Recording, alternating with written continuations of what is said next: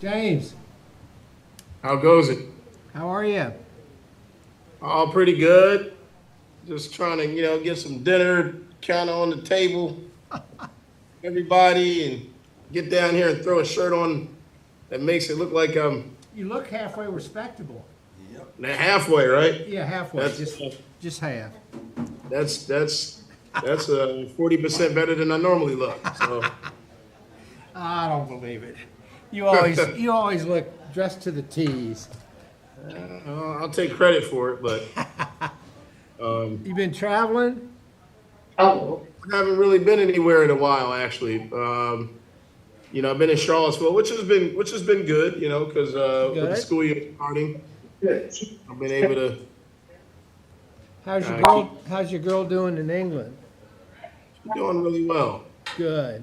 Having a good time. It's something I wish I would have been sharp enough to make a reality when I was 19, 20 years old. Don't you know it?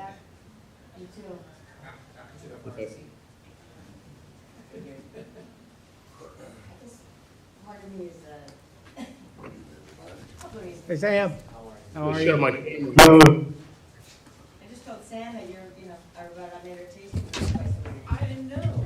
It's pretty great. There's so much you might not know about Susan or me.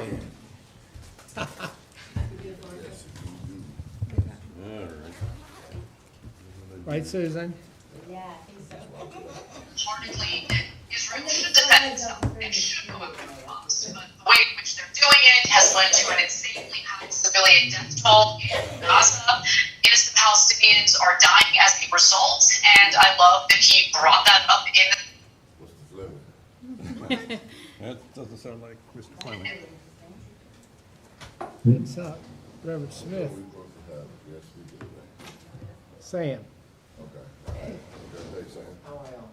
Is Reverend Pat online, or is she coming? She's She going. is- She's going to be online. Okay, She is online, actually. great.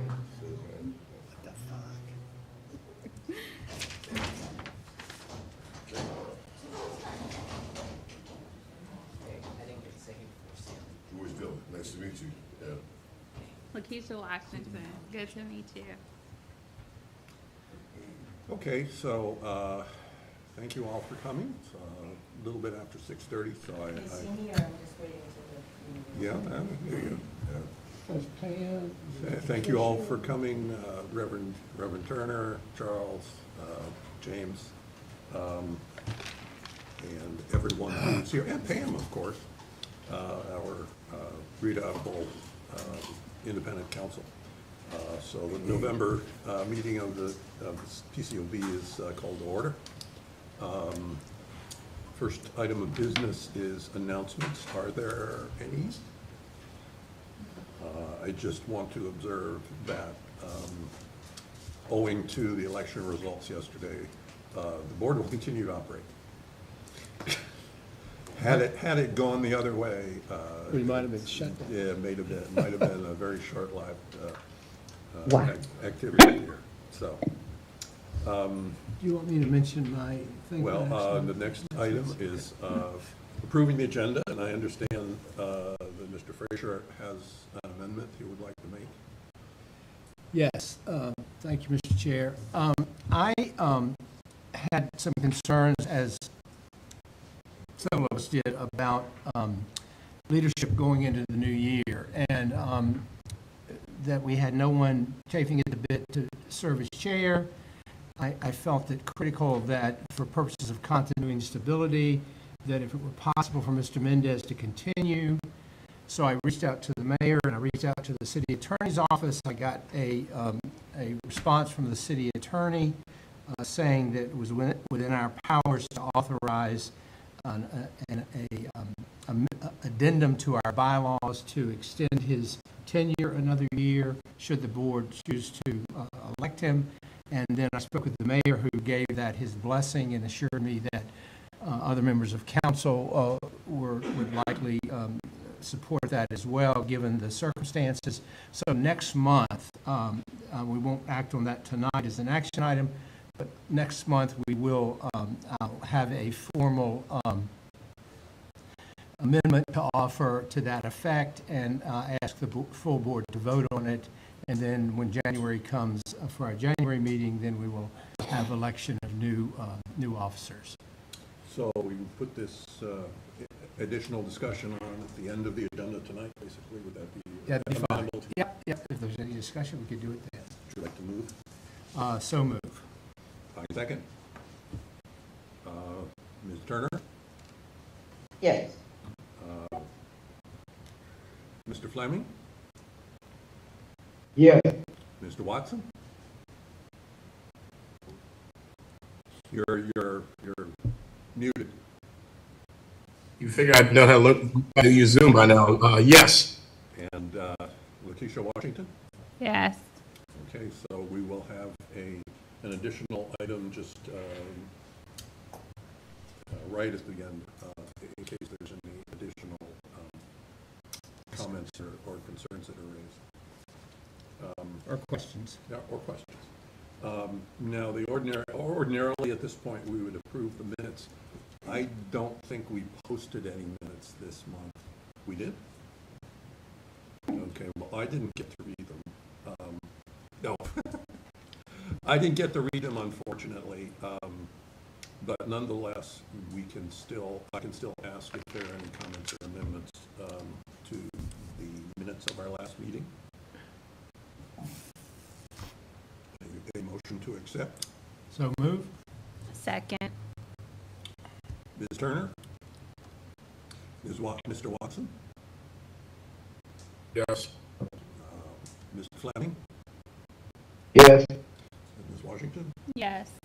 Okay, sounds good. Yes, to me too. Oh, and I am abstaining, but it nonetheless, the motion nonetheless passes. So at this point, we are honored to have, and delighted to have a presentation by Sam Heath, who a number of people here know, from Equal Justice USA. He's going to talk about some of the activities that his organization undertakes and potential opportunities for cooperation with the board. Afterwards, we'll have a question session with members of the board, and then after that, we'll have public comments, which maybe will address the same topic. Mr. Heath?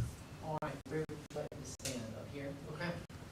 And then the slides I had, we're able to have those up. So I'll give that a second. No rush.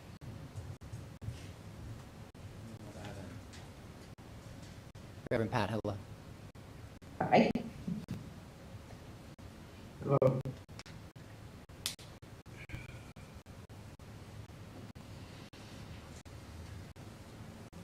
Well, I'll dive in while we get those up. So thank you so much for having me. Again, my name is Sam Heath, and I've been in Charlottesville for 10 years and came here for graduate school, and like many, decided to stay. So my background is teaching. I was a high school history teacher for 10 years and taught about the history of America and Europe. And through that, through a friend of mine who was in prison for 13 years that I visited a lot, through events in Charlottesville, particularly the Unite the Right rally, got really interested in thinking about the criminal legal system and what it looked like to live in light of that, and what it was and what it did. And through that, found the organization Equal Justice USA, and I'll talk about them in just a bit. Great timing. Is there a clicker? You want me to just give you a nod when we... Okay. All right. Thank you very much. All right, so here's my plan. I'm going to talk a bit about what EJUSA is, what our work is as a whole, what we mean by when we talk about community-centered public safety ecosystems, and then suggest 4 ways that we could potentially partner, meaning EJUSA and this board. So again, I've been here about 10 years. I've been in this role for a few years and deeply care about and love this community and wanted to see what was happening and spend a good bit of the job at the beginning of just kind of assessing what was happening that relates to justice within this city. And Charlottesville, as we know, is 50,000 people. It's 10 square miles. It's a very knowable city in great ways. So my organization is EJUSA, or Equal Justice USA. So we're a national nonprofit, and we do work around death penalty repeal. We talk about what does it look like to build community-centered public safety ecosystems. Part of that is thinking through and supporting restorative justice programs. But we talk about what does community safety look like, or what does it look like when harm or violence or crime happens, to respond with a posture of healing rather than one that is solely or exclusively punitive.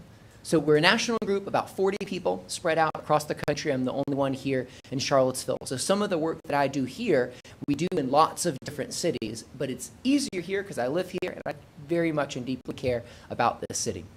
So if we can go to the next slide. I'm going to talk about what justice is, what accountability is, and then give a framework for how we think about our work, and then we'll start talking about some things that we do. So when we talk about justice, typically within our culture, justice is synonymous with punishment. And often with the criminal legal system, that's often what it is, that people feel often that the only tool of justice, or the only way to bring it about, is through punishment. And the criminal legal system has really specific ways of doing that. When we talk about justice, we're talking about three things. You can see them swirling around there in that circle of safety, healing, and accountability. And so what we want to do part is break that narrative that justice is punishment and move into this idea that justice is these three things. We believe that everybody wants to be safe and healthy. That's that safety piece. We believe that individuals can experience a measure of healing no matter what the harm is. Not complete healing, because there are some things that cannot be undone, but there's a measure of healing that's there. And then accountability, which is another word that sometimes is synonymous with punishment, but means a specific thing. And I'll say more on that in a second. So when we talk about harm, we're talking about three parties. If you picture a triangle, or you see up there, in any instance of harm, whether it's a criminal act or a non-criminal act, whether it's violent with words, or as I say with my kids, you can be violent with your words or violent with your hands. Whatever that harm is, it affects three groups. There's the person who is harmed, obviously, right? But there's also the person who did the harm. They're the person who brought it about, but they're also affected by their actions. And then there's the surrounding community. And so our belief is when there's an instance of harm, all three of those parties are involved in that harm. They were all affected by it. And if they're affected by it, imagine the concentric circles coming out. Then our hope is that all three of those parties would be involved in trying to rectify that harm. And so we want to help facilitate groups and places and spaces that do that. Now, I'll talk about one specifically in Charlottesville, the Restorative Justice Program, that does just that, brings those parties together to talk and to brainstorm creatively of what kind of healing does everybody in that situation need. But the short of it is, if harm affects more than just that one person, and we think it does, then it takes the community in order to bring about healing. So the next piece up here is in thinking what accountability really is. Often people think accountability, well, think about how we say it, right? I'm going to hold someone accountable. That doesn't usually mean something that you would want done to you. So one, accountability is something in its best form that's voluntary. I cannot force you to be accountable. And again, it depends on how we use accountability. Some might say I can make you accountable and hold you accountable. Usually there's some kind of punishment or idea of that that's in there. But when we talk about accountability, it's something that somebody comes and that they're willing to offer for their own sake and for the sake of the person they harmed and the community. And so I think accountability in its best form are three things. And think of the acronym ARC, or ARC. So in any instance of harm, we talk about accountability. The hope is, one, that there's some kind of acknowledgement of the harm. The person who did the harm hopefully can feel the freedom to say, I did this, I see what it did, I see the effect it had on you and my community. Which is one thing our criminal legal system, for the most part, doesn't really allow. It doesn't allow for someone to admit to that, often for fear of reprisal, for fear of prison or execution. The second piece is R for repair. The hope then is for the person who did that harm to be able to offer or do some kind of act of repair. It could be money, it could be a letter, it could be not being in a space for a season. There was an instance of harm on a subway, and one act of repair was that person was not going to ride that subway for a year, so the person that individual harmed could feel safe and heal. There's all sorts of ways that that repair could look like, but it doesn't mean confinement, it doesn't mean prison, it doesn't mean execution. There's lots of ways to think about what repair could be. Then that last piece is C for change. The hope is ultimately, and this is where things can look at really bigger, more systemic issues, that something can be changed in that person's life or their surrounding community so that that harm either can't happen again or so that it's really hard for it to happen again. So all three of those things, I think you can see, affect both the person who was harmed and have an effect and require something of the person who did that harm. And again, these aren't things that you can force. These are things that you foster with a certain feeling and an environment that someone has. And so there's some ways sometimes that our criminal legal system touches on some of these things. But for the most part, our system is set up very much as an adversarial one. It's set up that instances of harm are categorized as crimes of breaking a law, and it's against the state. Whereas I think harm is largely communal in its effect. And if that's the case, then it takes the community to engage that. So for EJUSA, for the next slide, here's our goal. This image, if you picture two arrows or see those up there, here's what we would like. We want to decrease the state's ability to kill or to harm, whether that's the death penalty, whether that's brutality in any form, however the state is bringing about or perpetuating harm. We want that to stop, but that's only half of it. The other piece is that we want the arrow going up, we want to increase the community's ability and its power to be able to heal. So we believe that the community, for the most part, has those resources there. Not necessarily money, but those resources of gifting and talent and desire and knowledge of themselves and their community to be able to facilitate that healing, but are often not supported in that. So a lot of what we do, there are a few programs that we do as an org, though I'm going to talk about one at the end, because the vast majority of what we do is come to a place, get to know that community, get to know the groups doing that justice work, and find out how can we support them. Is that through directing them to grants? Is that through training? Is that through whatever it is that they might need? We want to see those groups practicing racial equity that center community, that are trauma-informed, and we want to help those groups continue doing, likely, the already great work that they're doing. There's a phrase that's out there that's helpful with this, of saying that often we think about the individuals who are closest to harm. We want those individuals closest to power because we believe those individuals are most often closest to the solutions. And we think about often how things are set up, especially within the criminal legal system, those individuals closest to harm are the most separated from that decision-making place. And again, if you think about the adversarial criminal legal system and how much it's centered around the person who did the harm rather than the person who was harmed, you'll see that this is kind of flipping that. We want that act of repair, that R, to be chiefly dictated by that person who was harmed. They can offer those creative solutions. Nonviolent ones, right? If they say, I want someone's hand cut off, that's off the table. But they can offer what they think their own healing would require. And that in turn has an effect on the person who's being held accountable. So all of this requires community and is centered around those other words that are there, but especially that last one of ecosystems. So an ecosystem is a term I grew up hearing about that's a biological term. Right? It's this complex interplay between predator and prey and plants and animals and how they interact with each other, but it works so that an environment is this balanced place. If one species is endangered, it throws things off because things were largely in balance with each other. So when we talk about this phrase, community-centered public safety ecosystems, what we're talking about with an ecosystem of public safety is having the community at the center, being able to make decisions about what safety means for them, being empowered to be able to make those decisions with the resources that they need.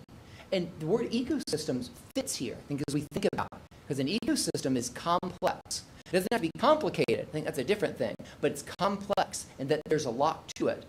And for this ecosystem, it's interrelated. Those two pieces, the complexity of an ecosystem and its interrelatedness, describe what community safety can largely look like if individuals within a community have that ability to engage in healing after harm happens. So our goal is to find groups that are doing that and to help support them. And Charlottesville is a great place because a lot of those groups are here and doing that really good work.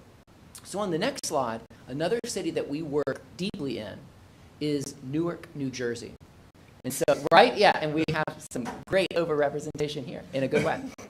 So in Newark, New Jersey, there's an Office of Violence Prevention that's there, or an OVP.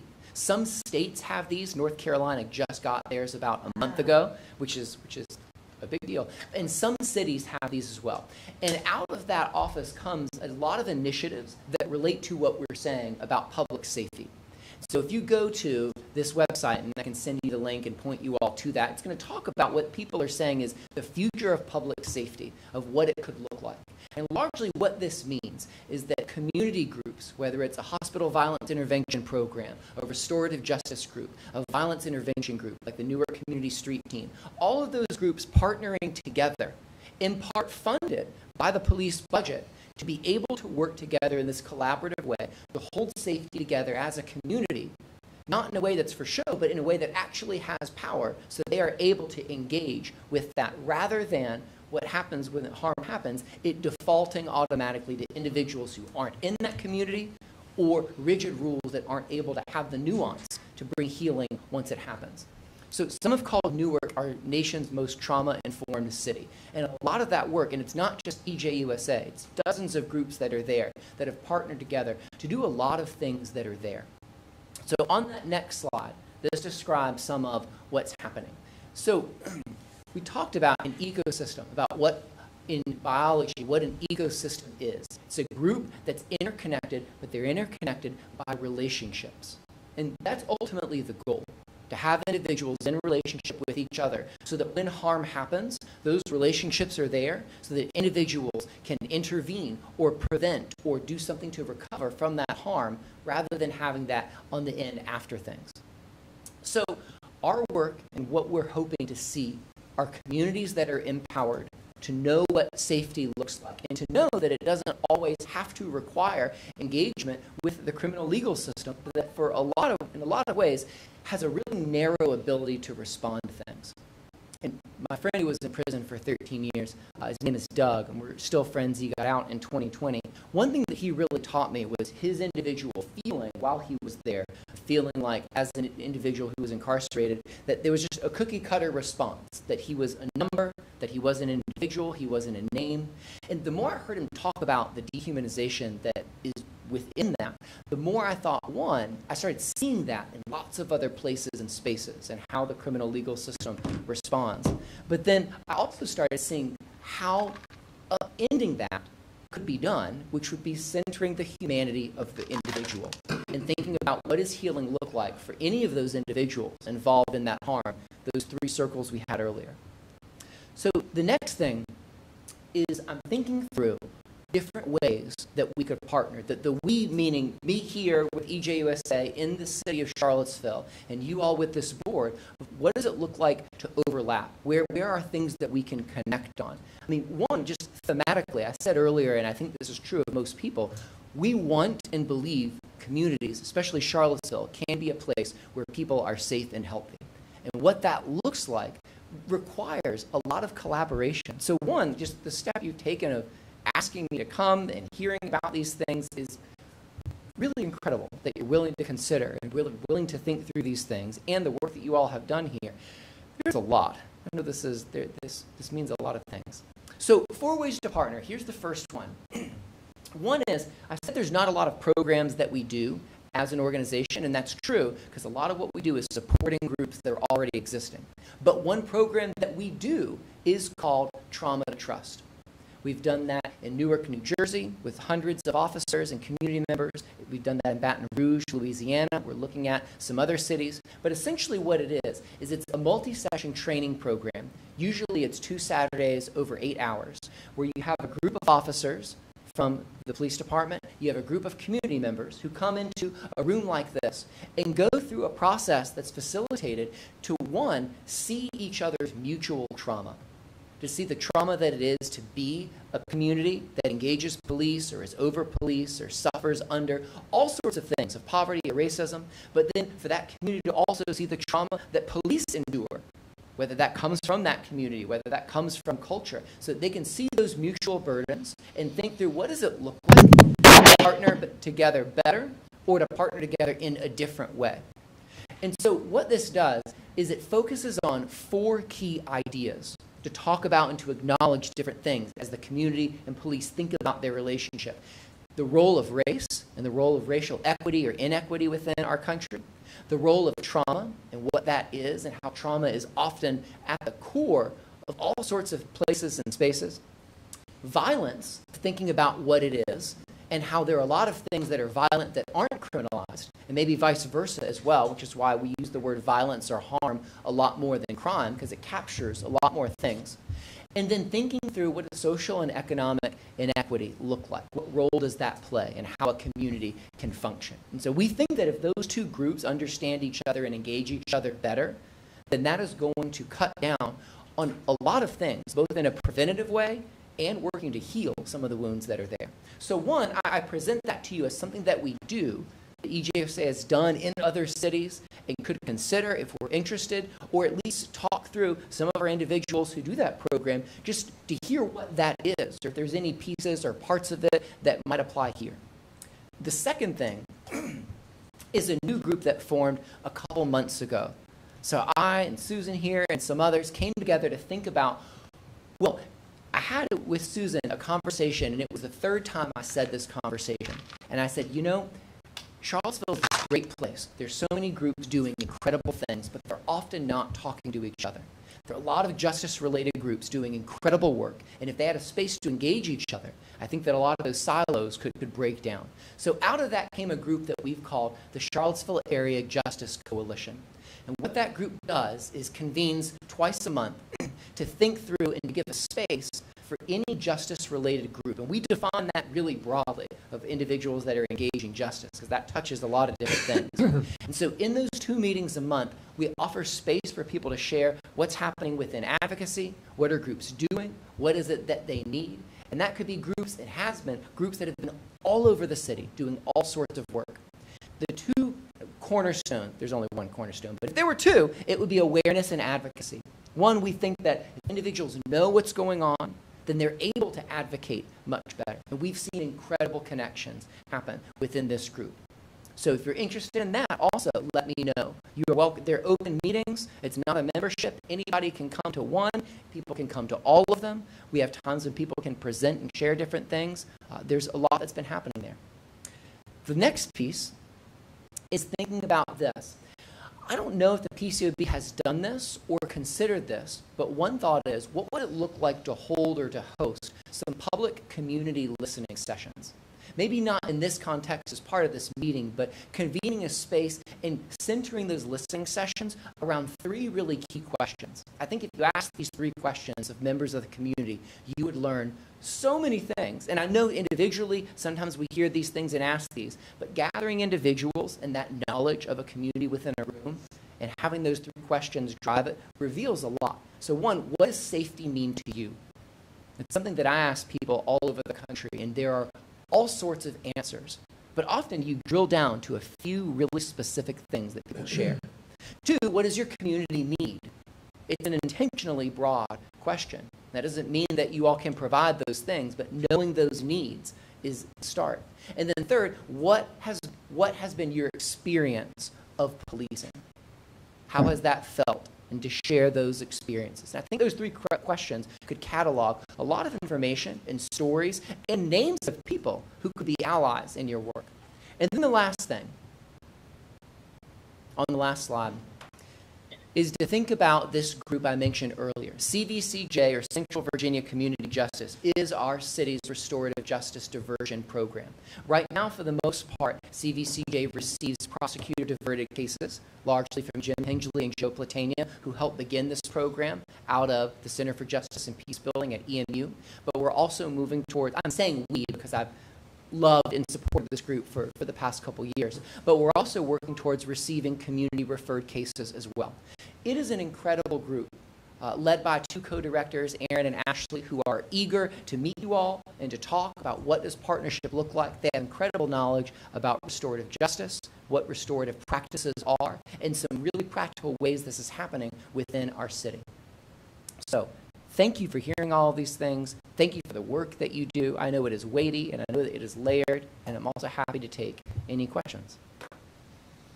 Thank you.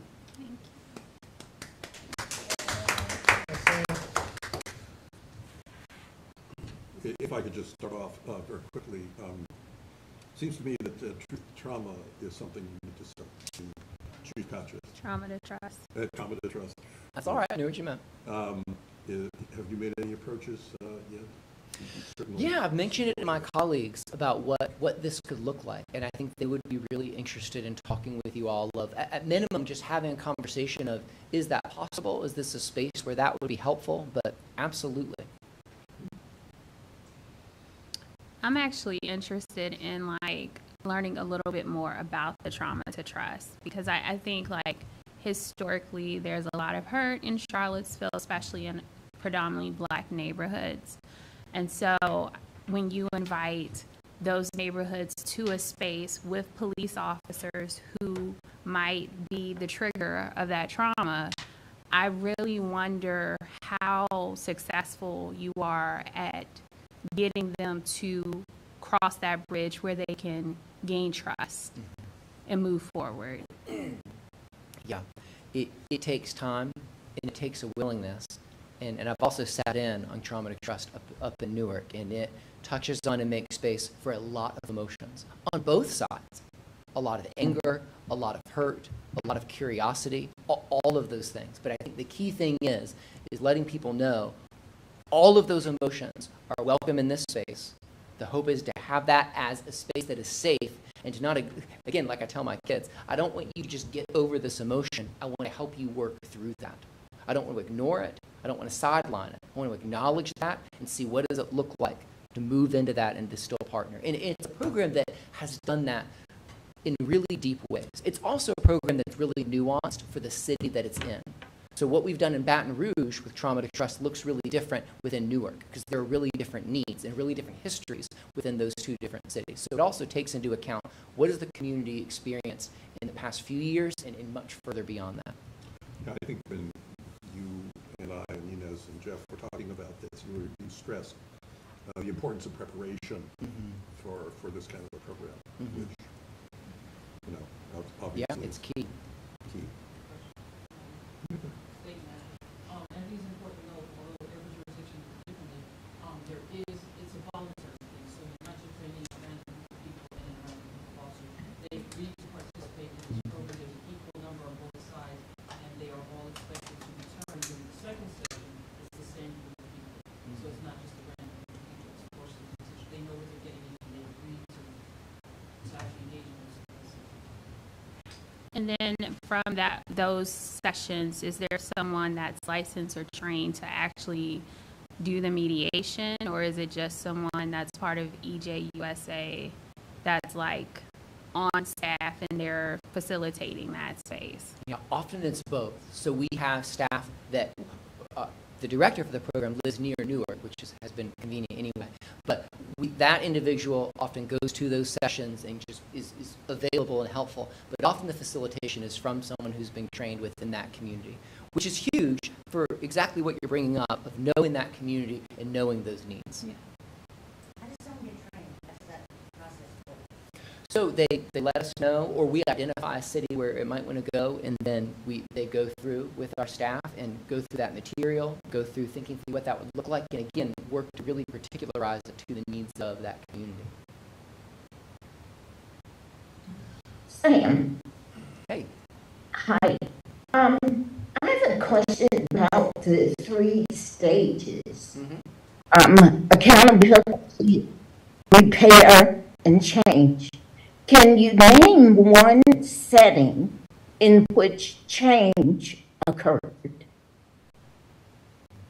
You mean an example, or just talking through what that could look like? Right. One success for change. So there's a good example of, there were 2 individuals who were walking within a park, and those individuals were passing by each other, and one woman assaulted another individual. And the police found out about this, the individual was arrested. It was going to go through the regular process, but then was diverted to a restorative justice program that's up in New York State. And so what that restorative justice program did was, it sat, well, first, and this is really key in a restorative justice situation, there's a meeting that happens in an engagement with those parties separately. So people who are trained in that facilitation for restorative justice meet with that person who was harmed separately, and meet with that person who did the harm separately. and talk through what happened, what are your expectations, what are your needs, here are the boundaries and the guidelines of this space, who is in the room, who is not, all of those things. That it is a very knowable space when finally those parties come in. And so there's the person who was harmed, the person who did the harm, and then the person who's coming to represent the community that's helping facilitate that session. So out of that specific instance of harm, that individual, the woman who did the assault, was able to acknowledge, I did this thing, but yet was not in a place to be able to say, I know the effect that it had on you. So they creatively thought through what to do, and they came up with 2 forms of repair, and then I'll get to the change. But the 2 forms of repair that they came up with were, one, that the person who did the harm was going to journal for a year and write through and try to imagine, here's what I think what I did to this woman. And at the beginning it was wrote, this person didn't care. And over the weeks and months, changed her to the point of being able to empathize and to see the trauma that she had brought on this individual, the effect that she'd had on her family, the effect that she'd had on that woman's profession, and was able to empathize and be able to then say in that space, not only, yes, I did this, but I see the effect that it had on you.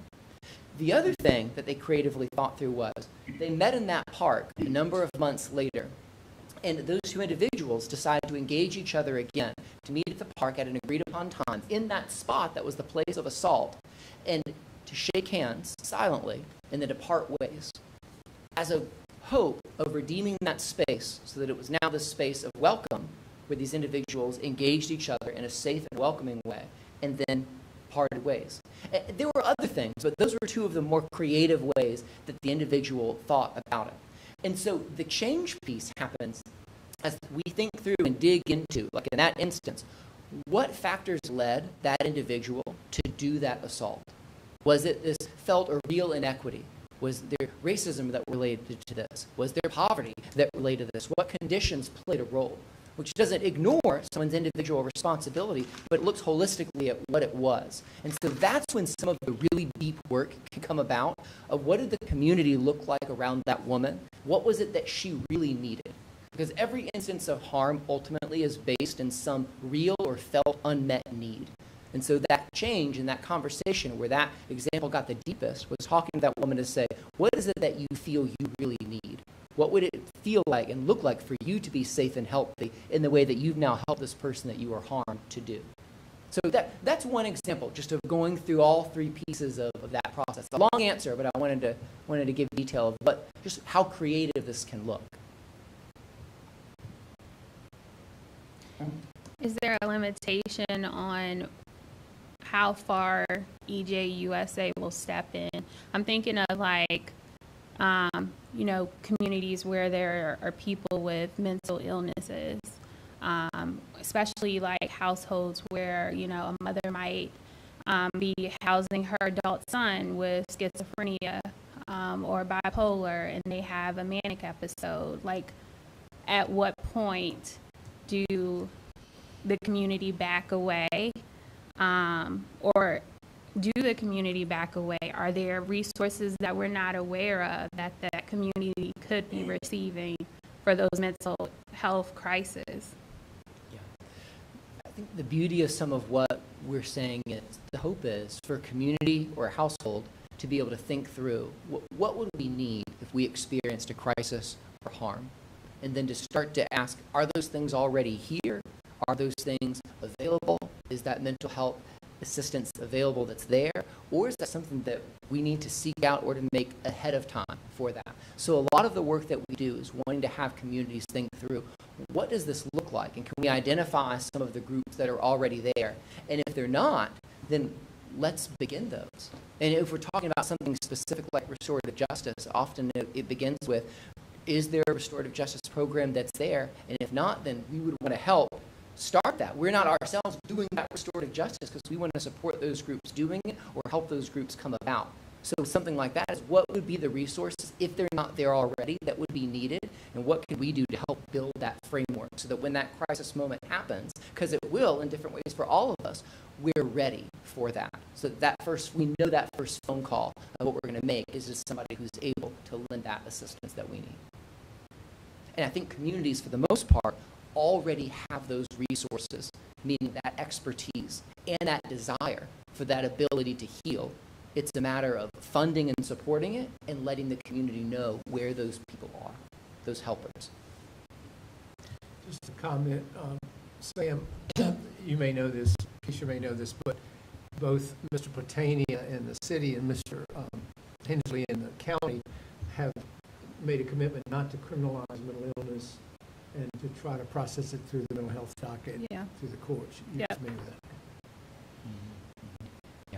Yeah, Which to me is amazing. yeah, unprecedented. There's a lot of words we can have. Yeah, they have taken an approach to think creatively about instances of harm and have had a very direct effect on the drop in population at the jail, which has been beautiful and good to see. 450 to 300. Yeah, it's been wild. It reminds me of people I talk to, people in the mental health field, and it reminds me of the really difficult thing that I know mothers with adult sons with schizophrenia, that we don't have a day program for folks. We don't. Yes. And so it's a need, Right.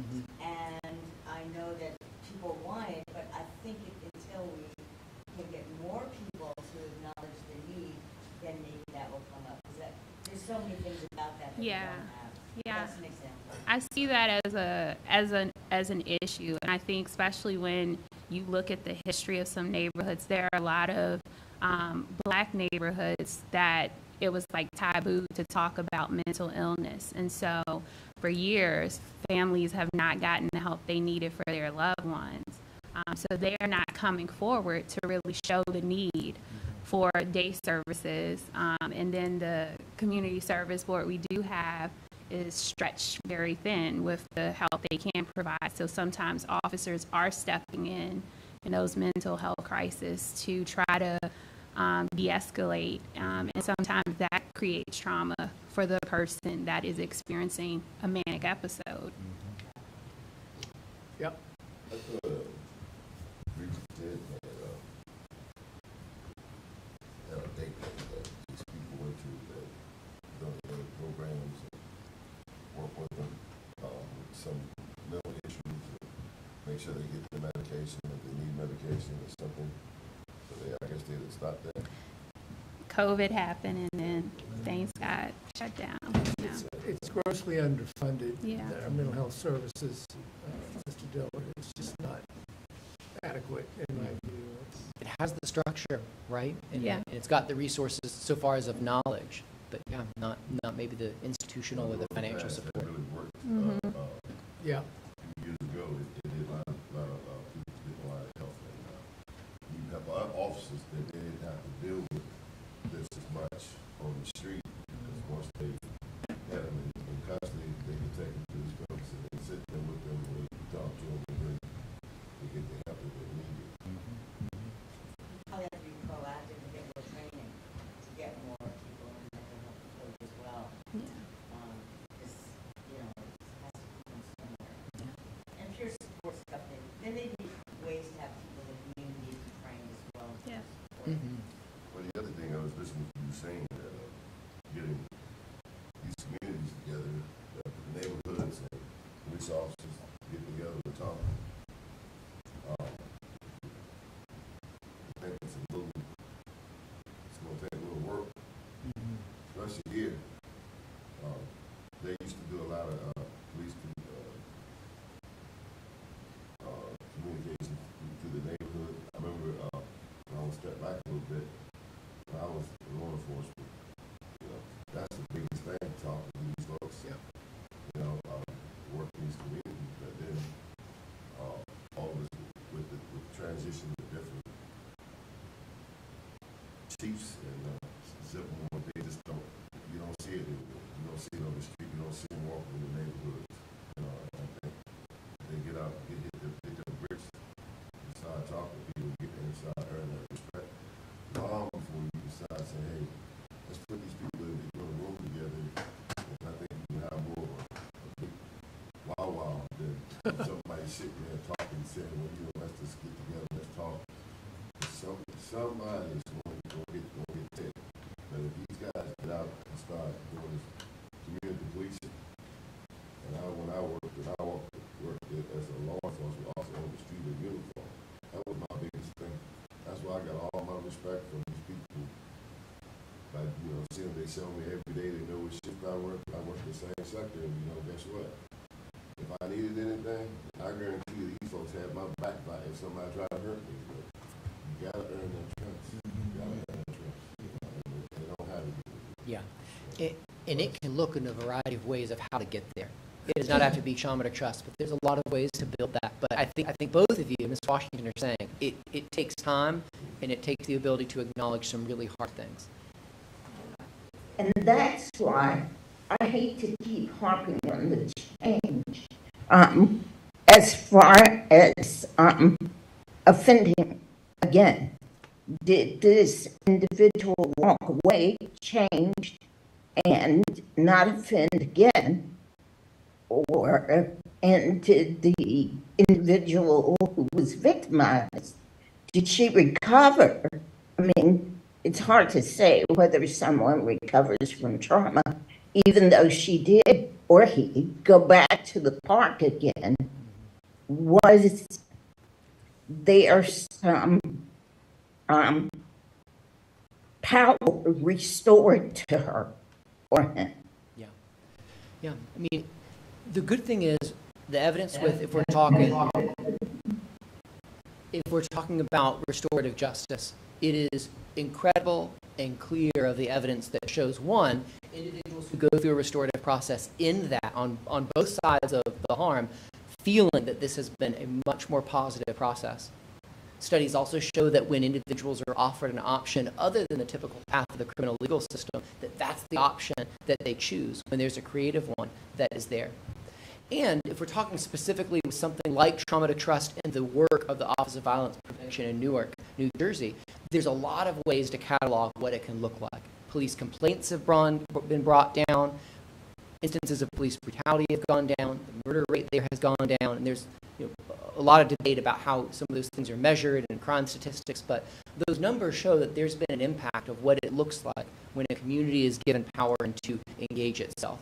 But restorative justice is a really clear thing. When it's offered, the vast majority of the time, individuals go through that, and it's very, very hard work, right? Prison is passive in the sense of someone suffering going through this. Restorative justice requires and calls someone to accountability and to repair, which has an effect on all of those individuals. And imagine, we don't have to because I can show you the data, the amount of effect that has on recidivism with an individual who goes through that kind of process. There are untold amounts of violence that we don't even know that have been prevented because of an individual going through that process.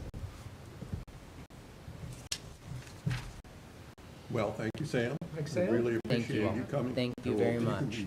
Wait right, a you minute. spoke up. Wait a minute. Wait, hold on. Please. If I may be, we have been sort of, let us go on to the public comments. Go ahead. Officially.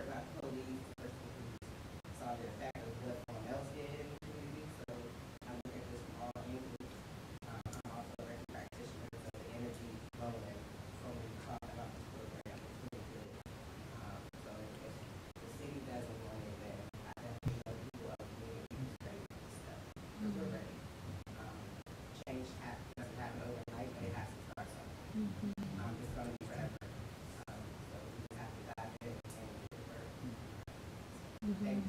Thank you very much. Thank you for your comment. Didn't mean to give you a hard time. Remy, is there anyone online who would like to speak? If you'd like to speak at this time, you can click the raise hand icon in your Zoom webinar, or if you're joining us via telephone, press star 9. Okay. I don't have the,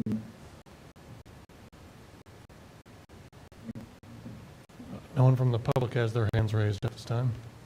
Is there anyone in the audience who has an additional comment?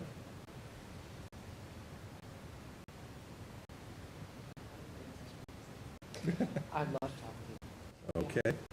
Our next agenda item is the Executive Director's Report.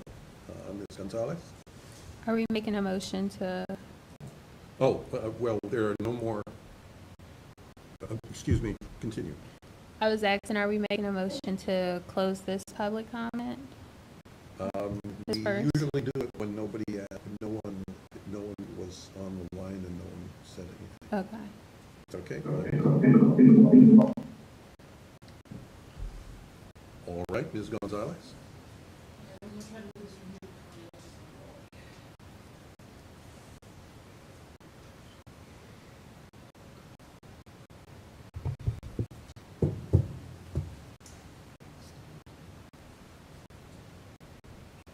So first, let me thank Sam Heath for accepting my invitation to come to the head of the veterinary. One of the things that I talked to Sam about that's near and dear to my heart is the Trauma to Trust program. As Bill can attest during my interview, and even James Watson, one of the things that I discussed from the very beginning was that I think that there needs to be a bridge created between the police department and the community, and it's my opinion that this is one of the ways that we can go about it, so I'm actually anxious to get that ball rolling and hope I could actually convince the members of the police department to actually participate, at least in a pilot program, just to start it out, just to see how that would look. So I'm very, very grateful for you to come, that you came today. Alrighty, so let's start with administrative activities.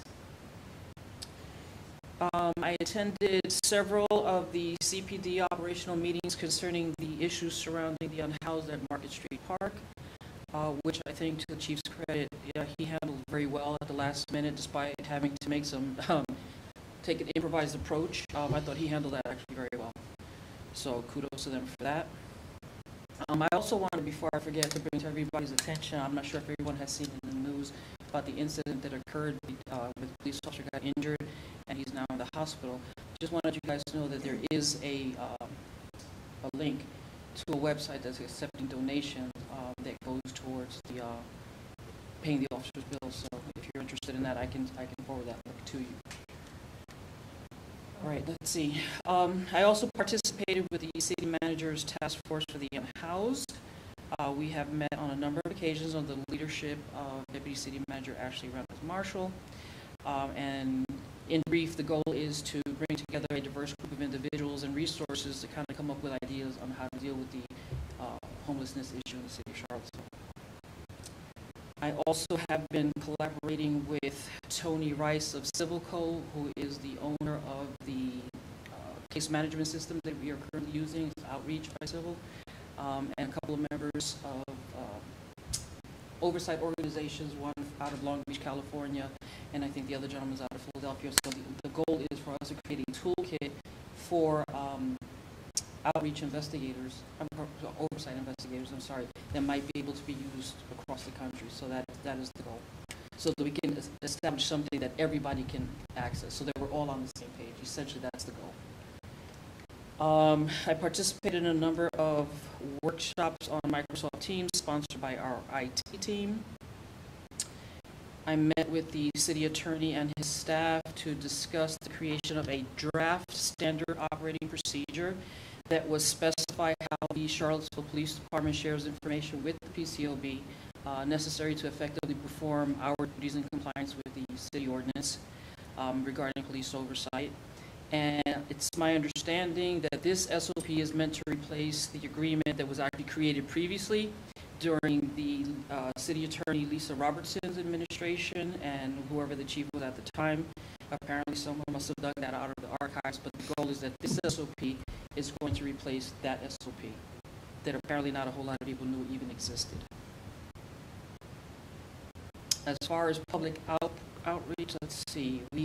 So I did another guest speaker thing for UVA. This time it was under the Women in Policing at UVA at the Frank Batten School of Leadership, and it was in honor of the Hispanic Heritage Month that they asked me, so I was very grateful to them for actually inviting me. That was very nice of them. I also participated with Sam Heath's inaugural meeting of the Charlottesville Area Justice Coalition. We've met a couple of times since then, and I've been finding it very fascinating. A lot of really good people are in that group, and I'm actually anxious to get started, at least from the PCOB's perspective, to see what it is we can do together. And also, Dr. Frazier and I, Vice Chair Frazier, we attended a lecture at the Equity Center at UVA that was led by retired Chief Nicholas Sensley, who is the founder of the Institute for American Policing Reform. So as for oversight activities, unfortunately, since our last meeting, there have been none until such time as we come to an agreement with the police department on how we're going to be sharing information and what information we're going to be getting, hopefully in compliance with the city ordinance. We have not been doing any oversight activities since that last meeting. I was able to get from the commander of the Professional Standards Division the number of complaints. So for the month of September, they've had a total of 5 complaints. For the month of October, they've had 2. And for the month of November thus far, they've had 1 complaint. As far as our complaint activity, we have had 0 citizen complaints come through our portal. We have had no additional review requests beyond the one we just completed during our last meeting. There have been no compliments in our portal either. We have no pending review requests. And there are no updates to our website, but that's one of the things that I've gotten some questions about. There's apparently some old information that we actually posted to our webpage prior to my arrival, and so at some point I'm going to have to make time to learn how to navigate the portal so that I can take out the old paperwork and start adding current information to it. As far as next steps and future activities, the Office of the City Attorney is in the process of creating, I already told you, the standard operating procedure. So we're hoping that that's going to come about sooner rather than later. I will also be meeting with the City Attorney regarding the actual ordinance itself, to discuss the actual ordinance. So there's that. That's coming upon my return from the NACO conference, which is the next item on my list. That I will be away next week at the NACO conference from November 12th through the 16th in Chicago, and I'm very hopeful that's going to go well and that I'll actually learn some stuff that I can come back here and impart to all of you. One of the things that I'm going to be asking the board to do is I will be forwarding to you the CPD General Order 541.18 on professional traffic stops, and it's going to be my request that you review that general order and make some recommendations to see whether or not you agree with it, disagree with it, and if there's anything that you'd like to recommend to improve it. So as opposed to me standing here telling you what it is I think, I would rather you all send me your opinions on what it is you think you see wrong with it, if there's anything wrong with it at all, because we're not going to make that determination either, and what recommendations you would make to change that. I've already made a recommendation to the chief concerning that particular general order, and so I guess once we resume communications, we'll probably get a better understanding of what, if anything, is going to be done with that. There is a procedure that they have to go through because of their CALEA certification requirements, but again, like I said, I think it's important for you all to look at it, let's make the recommendations and see whether or not he agrees or disagrees. Yes? You are, I hope, going to send us your marked up version. I've already sent that to you, haven't I? No, I understand, but I want, you're going to be sure. Wait, well, see, here's the thing. I don't want to poison. You see what I'm saying? So Yeah, I don't okay. want it to be me imposing my thoughts on you. I've already documented what it is I thought the issue was. It, again, that's just Okay. my thing. All right. I don't want to put anything in hear your you. heads. Take a peek. You think, tell me what you think. If you think anything should be changed at all. Very good. All right. So whether you guys like it or not, I volunteered our participation on December 1st from 5 p.m. to 8 p.m. at Ting Pavilion for the city's Grand Illumination event. One of the things, and this is the very last thing that we're going to talk about, that aside from us just distributing our swag, right, which was very interesting. Someone suggested that maybe we should have some type of like a fun game for the kids to participate in, and they'll do whatever this game is, and we'll give them like our swag in exchange for whatever this fun thing is. So I'd like ideas from you guys on what it is we should have that day that we can engage the community, particularly the younger folks, and not just be giving away teddy bears randomly and have them participate and see. So I'll take any recommendations from you guys via email, of course, on what it is we might be able to do that day. So you guys have a week to think about that while I'm gone. Other than that, I don't have anything else. Do we have any questions? If I could just make a comment, obviously getting this standard operating procedure for information sharing is very important. Jeff and I had a meeting with the city manager yesterday, and he stressed that very strongly, and he seemed to be quite sympathetic. So. Sandy. Yep. Great, thank you very much. Oh, you have a, oh, sorry. For the complaints and compliments, that's on the website. On our website or the CPD? Which one are you talking about? No, so that's what I'm saying. Are the complaints for the police department on their website or our complaints on our website? So I believe on their website you can find that information. That has been my understanding in the past. He said you guys heard about making that a scan code in public because people probably don't know about that. I know I didn't know either. About I the get more compliments and stuff, and people have easier access. Well, as far as our part is concerned, again, when we distribute our information, we actually give a pamphlet that actually tells people that they can do both compliment and complaint. So it's one or the other. We do stress that there is a difference. They can do both. And we have gotten compliments in the portal, just not as of late, but we also thankfully haven't gotten any complaints either in the portal since July. Right. But we do have this. We do have our scannables. So all of our literature actually has that QR code that you can scan. As far as the police department, I don't know the answer to that question. For us? Right, on their website and our website, yes, both. The answer is to both police and PCOB, yes, you can. So you can either make a complaint or compliment in person or do it over our portal, or their portal as well. You're very welcome. Thank you. Appreciate it. Thank you. And they say you don't do anything. Sorry, I'm getting up here because my computer battery is kind of dead. And I do want to, if I can, call up the document just so I can talk about it here.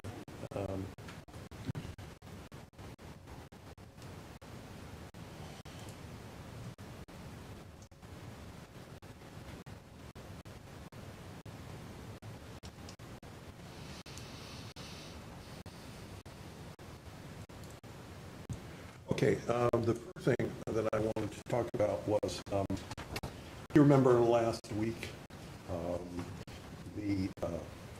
the last meeting, the Charlottesville Police Department made a presentation relating to the flock system, automated license plate reader, and much more.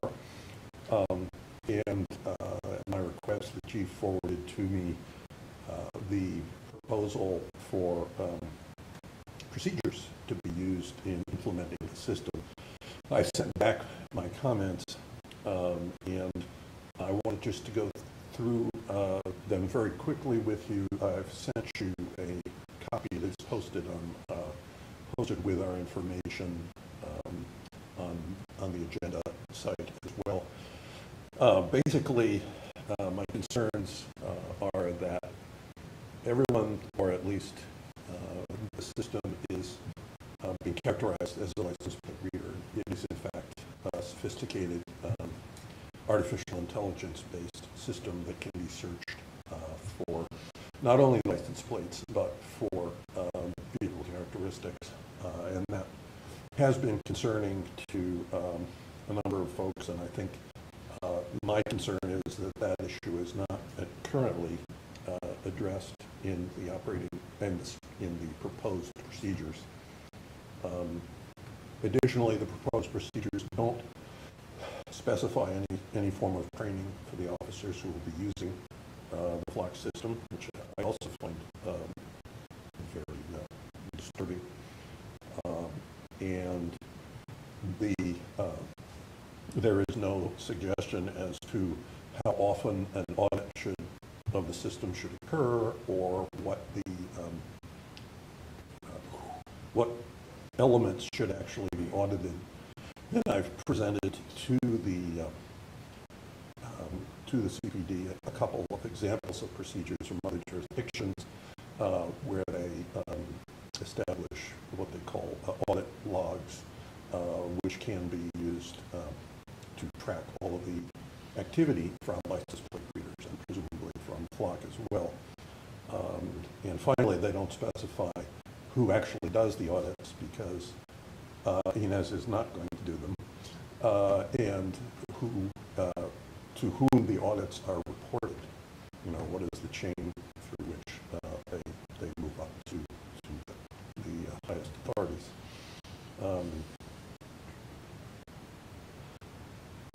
And finally, there is no mention of what I think is very important, and that is a periodic summary of the flock system performance, public, which is something that is used in a number of jurisdictions, and I think is very important to put that in.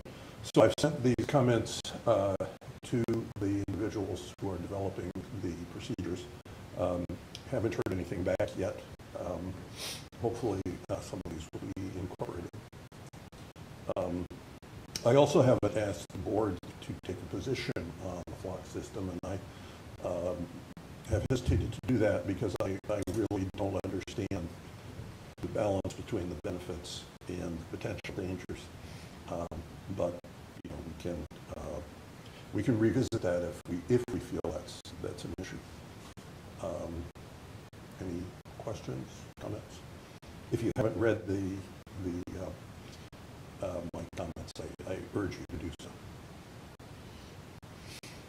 I would just, hey, can you hear me, Bill? Yes, James. Yeah, I remember when they gave their presentation last week, or a few weeks ago. You know, they kept saying that it would only, you know, capture the license tag, and I kept thinking to myself, vehicles are different heights. You know, there's different angles. I mean, how would who would design something that can only capture a license tag? So, I mean, I think like everybody, I could see the pluses and minuses of having cameras, but when you're trying to sell something, you know, to the people trying to sell it, be honest, right? So, you know, they're in a business where they're going to have to really build trust. And it's just interesting how they told us, oh, all we get is the license tag. And I'm like, I don't know. You would design something so high tech that only gets the license tag. So that just kind of, Well, you can. I was just going to say you can go on to the Flock website, and they show very clear pictures of the entire rear ends of vehicles. Both the front and the rear of the vehicle, including the license plate. Yeah. So. I mean, if they're going to get all that, just say that's what you do in your presentation, right? Like we get the whole car. Yeah. You know, so that kind of doesn't sit very well with me. And I've discussed this with Inez and other people, and she's, well, you know, being able to track a car's license plate over a certain length of time could be called good police work. But the problem is, you really should have some kind of audit trail as to who orders you to do that and whose responsibility it is. In addition, as I understand the law, which is my law understanding is quite primitive, is that the Virginia Supreme Court agrees that license plates are never personal information. However, other characteristics of your car may be personal information, which would then be subject to the usual controls, privacy controls, basically. So, anyway, so I thought my thought was that I'd done my duty by posting this document and by sending it to the police, and we'll see what happens. Anyone else? Yes. Chief Koch said this last month.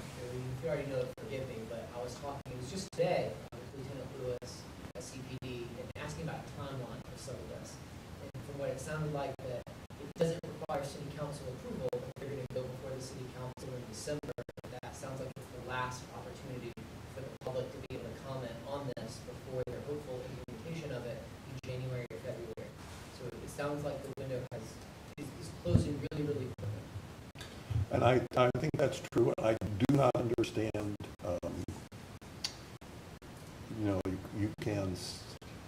I do not understand the kinds of authority that are needed to purchase the system. I mean, the chief of police reports to the city manager, and so Mr. Mendez, it's my understanding that the foundation is actually funding the first 12 cameras, Well, that may which be is a private foundation, so it doesn't require council. It requires council approval for implementation, but not for the outlay of the not for the funds. appropriation, yeah. I think that's true.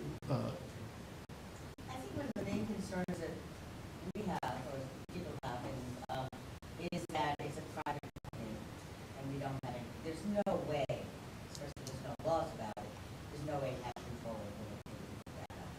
So I think that's kind of the sticking point with most of us at this point.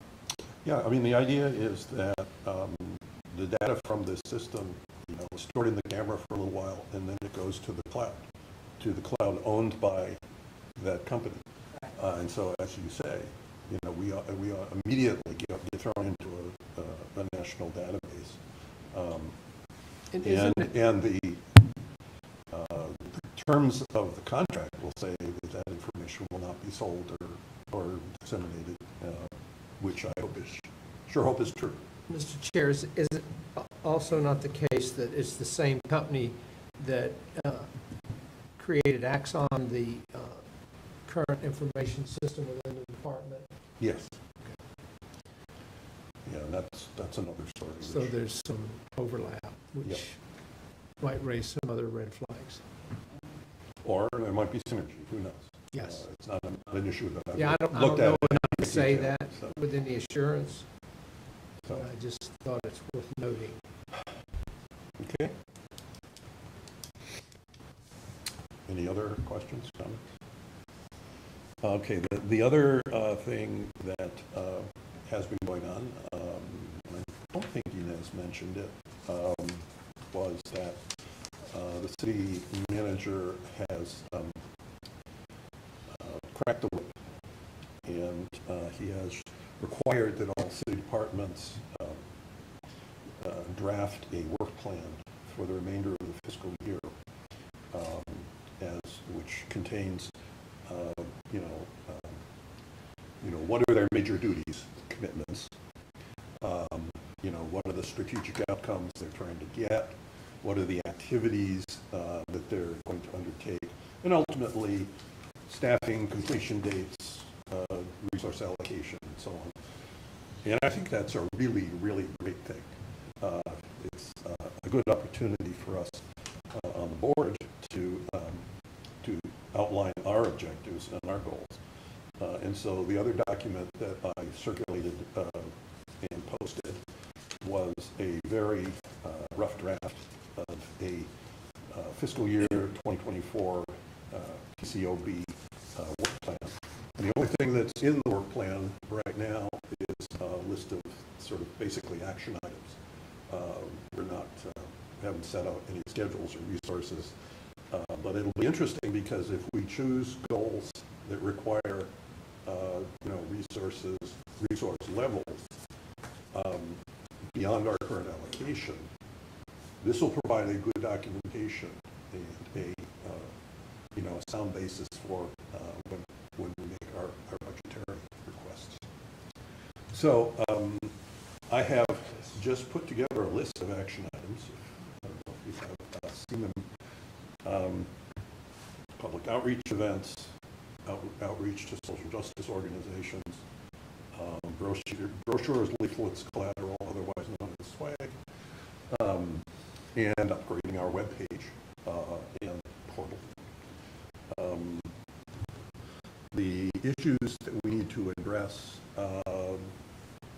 in terms of actually doing oversight includes this information sharing SOP. It's right at the top. It's got to be number one.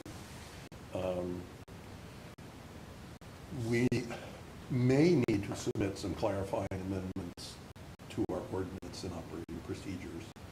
Again, we spoke with the city manager on that yesterday, and no final decision has been made. The hope is that the standard operating procedure for our dealings with the police will solve the problems of information sharing and will ratify our authorities so that there won't need to be any further amendments, but that's not totally clear at this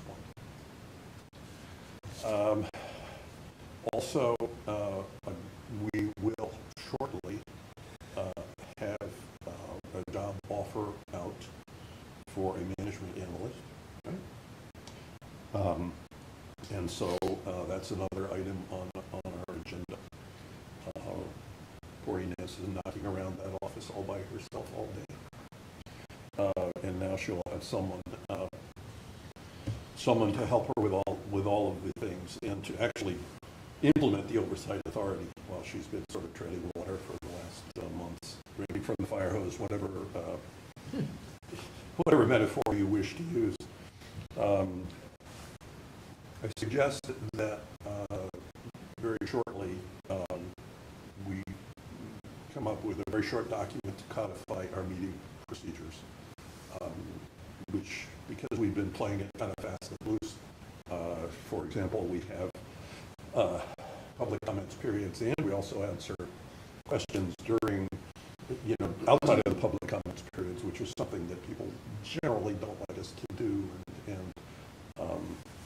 but that will not be there won't be very binding, it'll just be clarifying. We have our desk book, which has been sitting on the desks of the city attorney for a long time, which is a step for us to go towards being able to have to hold hearings.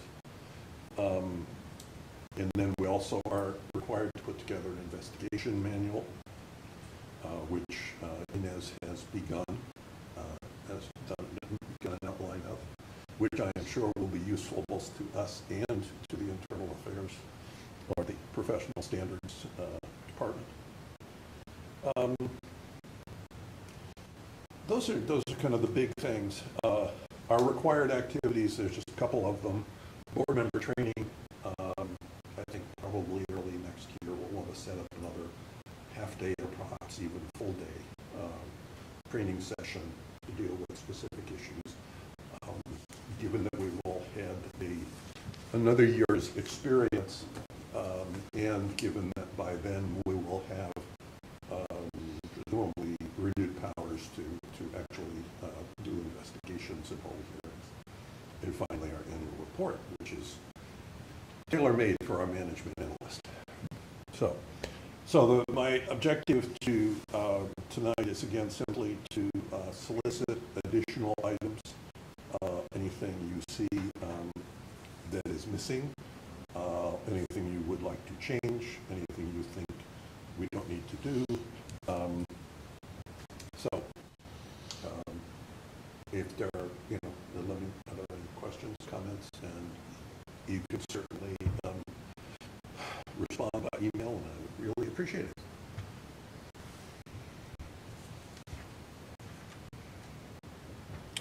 Now, the next item on our agenda was the recommendation on traffic stops, but that's already been dealt with, which is fine. So at this point, we go on to our new agenda item relating to succession and next year's board chair. Jeff? Thank you, Mr. Chair. Just wanted to see if there were any questions, because I gave a very brief description of the motion, the addendum to our operating procedures that I will have ready next week. I need to consult with our outside counsel on the wording of that, and just make sure that the city council and the city attorney are on board with the wording of that, and then we will, if it's approved, be in a position to elect or re-elect officers in the January meeting. So, questions, comments? I would just, can you guys hear me? Yes, James. Yeah, I would just encourage anybody to, consider being the chair. It can be intimidating, but it's, sorry, you guys might hear some background noise here. I'm kind of hearing it. Wait a minute. Let me turn this down. Sorry about that. But, Bill has done the priceless job. He's doing a great job. But, change is always good too, and diversity. And I just wonder if having the same person for a long period of time could sort of make it more difficult for us to build trust within the community.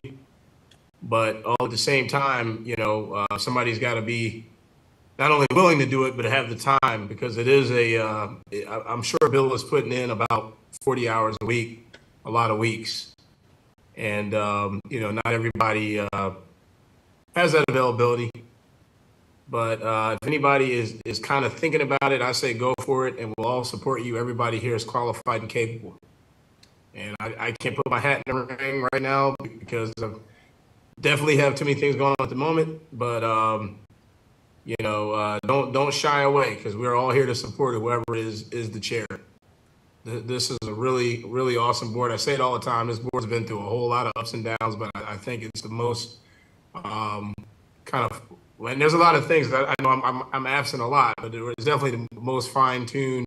Everybody respects each other, listens to each other, and so again, it can be a great opportunity too if somebody is willing to step into that position. But if they don't, we're glad for Bill to continue on if that's what ends up happening.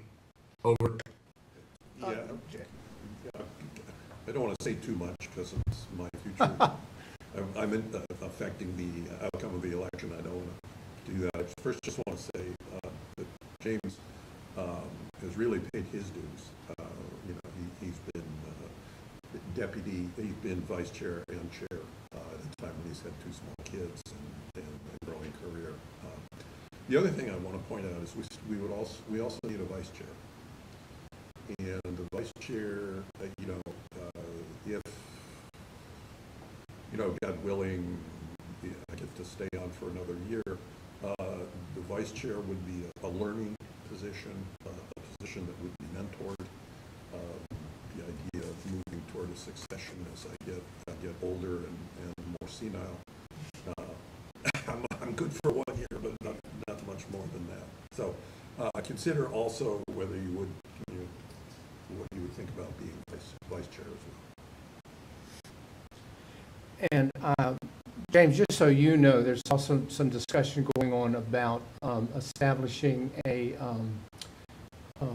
mentorship for because of the complexity of the job has really exploded as we've nailed down some of the procedures that the long-term plan would be to bring people in and get them up to speed so that as future chairs, because there was no rush at this time that I didn't have the bandwidth to throw my name in the hat as chair, and we put out a memo requesting if others were interested, and didn't get much response, didn't get any response. So that's what sort of was the backstory to where we are now. We did get one response. Thank you, Keisha. That's welcome. Yeah. Mm-hmm. Sorry. Yes, you did. I appreciate that. So anyway, that I don't know if that helps clarify things for you, but that's kind of where we are. Well, this kind of ties in sort of to some degree when we were kind of talking about the work plan and all that. I don't know if hiring an additional person to augment Inez, is kind of would go into that work plan, but definitely something that's needed, right? Because one person can't do everything, and then as we're this is one of those boards where you can easily not have a chair, right? All of a sudden, or not have enough people, right? Because nobody wanted to serve on this board for a long time. So the more actual staff we can, within reason, obviously, if we can keep some consistent staff, and it also keeps the staff from turning over too when they have help, So that's definitely something we want to try to put into any budgetary, programming going into FY24, FY25. Thank you. Other comments? Okay. Okay. Thank you, Mr. Chair. So we have Actually, it's not on the agenda, but we do customarily have a second public comment session. Any public comments from people present? Mr. Trail, anybody on the line? No hands raised at this time. A couple more seconds. No hands raised. Okay, going once. Is there a motion to adjourn? So moved. Second? Yes. Keisha, yes. Yes. James? Yes. And Mr. Fleming? He's gone. Oh, Everett? Yes. And the board votes yes, and the motion carries. Thanks. Thank you. All right, everybody have a great weekend. And She's the time